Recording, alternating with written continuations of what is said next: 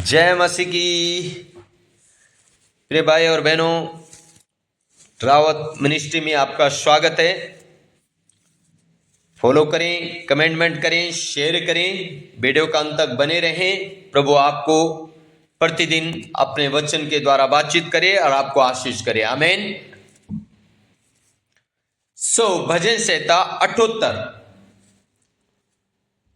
उसका 9 पद में लिखा है, एप्रैमियों ने तो शास्त्रधारी और धनुधारी होने पर भी युद्ध के समय पीठ दिखा दी। हाँ जी, ये एप्रैमी लोग कौन है? परमेश्वर के चुने हुए लोग, परमेश्वर की प्रजा। अब जब युद्ध का समय आया, ये स्वयं परमेश्वर को पीठ दिखा के पीछे भागने लग गए। ये शक्तिशाली लोग हैं, ये सामर्थी लोग हैं, ये परमेश्वर के चुने हुए लोग हैं, लेकिन इनके अंदर परमेश्वर का भरोसा नहीं है, परमेश्वर पे विश्वास नहीं है। जैसे इन्होंने सामने सेना को देखा, ये पीछे मुड़ गए। जैसे इन्होंने परिस्थिति को देखा, ये पीछे मुड़ गए। प्रिय भाई और बहनों, आज आपके मेरी जिंदगी में परेशानी आती, परिस्थिति आती, हम भी पीछे मुड़ जाते हैं। प्रिय भाई और बहनों, परमेश्वर दुखी होता है उस समय में। आज परिस्थिति कितनी भी भयानक क्यों न हो, पर प्रिय भाई और बहनों, परमेश्वर पे भरोसा रखें। जो परमेश्वर दाऊद को 66 लड़ाइयों में जीत दिला सकता है, दाऊद का हर एक काम में उसको सफल करा सकता है, वो परमेश्वर आज आपको और मुझे भी जीत दिलाएगा यीशु मसीह के नाम में। आमीन। इसलिए मेरे प्रिय भाई और बहनों, पीछे ना मुड़े कभी। परिस्थिति बड़ी नहीं है, परमेश्वर बड़ा है।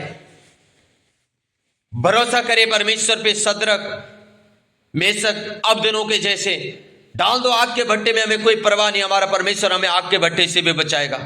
भरोसा करें। दानियेल के जैसे भरोसा करें। डाल दो शेरों की मांग में, कोई फर्क नहीं पड़ता, हमारा परमेश्वर शेरों की मांग से भी बचा लेगा। आमीन, हालेलुया। प्रिय भाई और बहनों, परमेश्वर पे भरोसा करें। दुखी होता है परमेश्वर जब हम परिस्थिति को देख के बैकस्लाइड होने लग जाते हैं, जब हम कुड़कुड़ाने लग जाते हैं, जब हम दाएं और बाएं मुड़ने लग जाते हैं, परमेश्वर दुखी होता है। लिखा है, युद्ध के समय उन्होंने पीठ दिखा दी। किसको? परमेश्वर को। पीठ दिखाने का मतलब, जब उनकी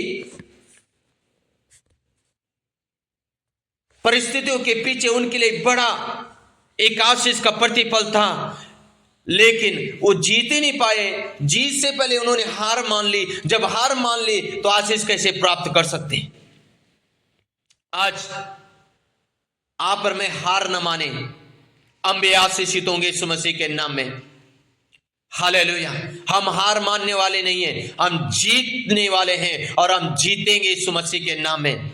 परिस्थिति कोई भी क्यों ना हो, उससे हम जीत के पार होंगे यीशु मसीह के सामर्थ्य नाम में।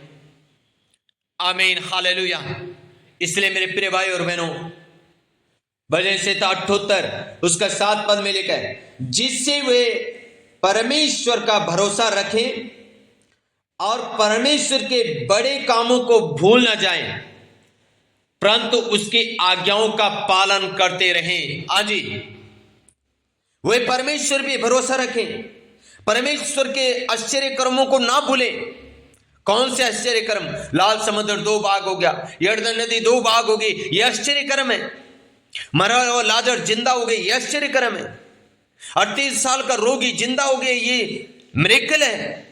प्रिय भाई और बहनों, हम याद करें, अगर 38 साल का रोगी को परमेश्वर चंगा कर सकता है, मरे हुए लाजर जमीन के अंदर 4 दिन पड़ा हुआ है, मरा हुआ लाजर को जिंदा कर सकता है, तो आपके मेरी परिस्थिति को भी परमेश्वर जीत दिला सकता है यीशु मसीह के सामर्थ्य नाम में।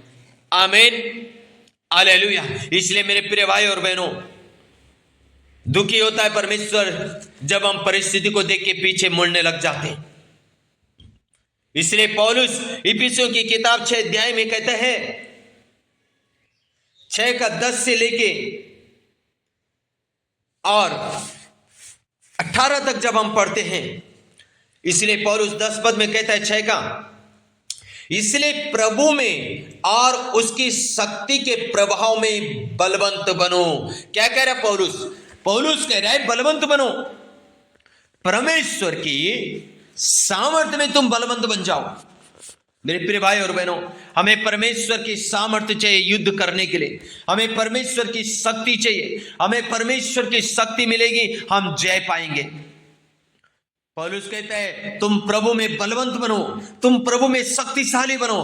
कैसे आप एक शक्तिशाली योद्धा बन सकते हैं? कैसे अपनी परिस्थितियों के सामना कर सकते हैं? कैसे आप अपनी परिस्थिति से जीत हासिल कर सकते हैं? प्रतिदिन आप प्रार्थना का एक नियम बनाएं, बाइबल पढ़ने का एक नियम बनाएं, संगति का एक नियम बनाएं, उपवास का एक नियम बनाएं, पवित्रता का नियम बनाएं। हालेलुया। नियम के बिना सब कुछ अधूरा है मेरे प्रिय भाई और बहनों। जब आप नियम के अनुसार चलते हैं, आप ऑटोमेटिक जीतते हैं यीशु मसीह के नाम में। आमीन। इसलिए पौलुस कहते हैं प्रभु की शक्ति में बलवंत हो जाओ। हालेलुया। प्रिय भाई और बहनों, 11 पद में कहता है परमेश्वर के सारे हथियार बांध लो कि तुम शैतान की युक्तियों के सामने खड़े रह सको। हाँ जी, परमेश्वर के हथियारों को बांध लो। आज अगर परमेश्वर का हथियार हमारे पास नहीं है, हम जीत हासिल नहीं कर सकते। इसलिए परमेश्वर का हथियारों को हम बांध लें अपने ऊपर, परमेश्वर का हथियारों को ले लें हम अपने जीवन में। इसी कारण हमारा ये मलयुद्ध लहू और मांस से नहीं, परंतु प्रधानों से और अधिकारियों से और इस संसार के अंधकार के हाकिमों से और उस दुष्टता की आत्मिक सेनाओं से है जो आकाश में है। पौलुस कह रहा है हमारा युद्ध लहू और मांस से नहीं है, लेकिन प्रधानों से, उन अधिकारियों से, उन अंधकार की शक्तियों से, उन सेनाओं से है जो आकाश में है। प्रिय भाई और बहनों, आज आपका मेरा युद्ध कहीं गोली चलाना, कहीं डंडा चलाना, कहीं तलवारें चलाना नहीं है। आपका मेरा युद्ध है आत्म के युद्ध। उस आत्म के युद्ध में आप और मैं जय पाएंगे, क्योंकि उसने आपको और मुझे जय पाने के लिए भेजा है। हालेलुया। इसलिए परमेश्वर के सारे हथियार बांध लो कि तुम बुरे दिन में सामना कर सको और सब कुछ पूरा करके स्थिर रह सको। हालेलुया। परमेश्वर के हथियार को बांध लो ताकि बुरे दिन तुम शैतान का क्या कर सको? सामना कर सको। प्रिय भाई और बहनों, शैतान का सामना करने के लिए परमेश्वर की शक्ति हमें चाहिए, परमेश्वर के आत्मिक हथियार हमें चाहिए।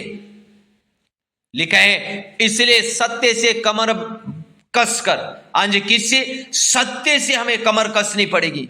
आज हम सत्य पे नहीं हैं तो हम युद्ध में जीत नहीं पा सकते। अगर सत्य से कमर कसोगे, जीतोगे यीशु मसीह के नाम में। और धार्मिकता की झिलम पहन लें। हालेलुया। हम अपनी धार्मिकता की झिलम पहन ले। कौन है हमारी धार्मिकता? यीशु मसीह हमारी धार्मिकता है। आमीन। हम यीशु मसीह को पहन लें। हालेलुया। रिगलबा हुडगनमा शबलबलबा। और पांव में मेल के सुसमाचार की जूते पहनकर और इन सब के साथ विश्वास की ढाल लेकर स्थिर रहो, जिससे तुम उस दुष्ट के सब जलते हुए तीरों को बुझा सको। दुष्ट के जलते हुए तीरों को बुझा लो और उद्धार का टोप, आत्मा का तलवार और जो परमेश्वर का वचन है ले लो।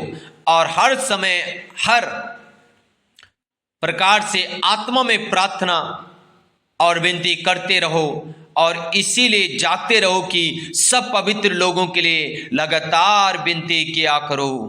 आमीन।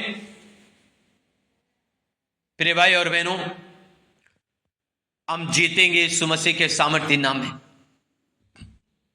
जब आप और मैं युद्ध में जाने से पहले अपने आप को तैयार करना। प्रतिदिन हमारा युद्ध है, प्रति भोर को प्रभु के सम्मुख जाना, परमेश्वर से प्रतिदिन एक नई शक्ति प्राप्त करना, एक नया अभिषेक प्राप्त करना, और फिर उसकी आत्मा की तलवार वचन ले लेना, और फिर आप वचन चलाएंगे। वचन तलवार के समान काम करेगा और आप जीतेंगे युद्ध में यीशु मसीह के सामर्थ्य नाम में। आमीन, हालेलुया। आज आप कैसी भी परिस्थिति में क्यों न हो, मेरे प्रिय भाई और बहनों, आप पीछे ना मुड़े। परमेश्वर आपको जय दिलाएगा। प्रार्थना करेंगे। री गलबा उड़ के नमः शबलबा लबा लबा रे को रो तो री नामा ला ला लाबा शंदे रे रे रे रे। प्रभु हम प्रार्थना करते हैं आज आपका बेटा और बेटों के लिए। शायद हो सकता है प्रभु किसी भी प्रकार के हालेलुया युद्ध में, ओ पिता परमेश्वर, आत्मिक सेनाओं से, अधिकारियों से, हकीमों से, ओ प्रभु जो आकाश में उठते हैं, प्रभु तेरे लोग परमेश्वर युद्ध में हालेलुया जय पाने के लिए हम घोषणा करते हैं यीशु मसीह के नाम से। इन आत्मिक सेनाओं को घिराने के लिए, इन आत्मिक सेनाओं को नाश करने के लिए, तेरे लोगों को जय देने के लिए प्रभु शक्ति और सामर्थ्य उड़ेल दे इस समय इस वचन के द्वारा यीशु मसीह के नाम से, ताकि तेरे लोग जय पाएं, आशीषित हो, फलवंत हो, बढ़ते जाएं, आपको महिमा देते जाएं, यीशु मसीह के सामर्थ्य नाम से। आमीन।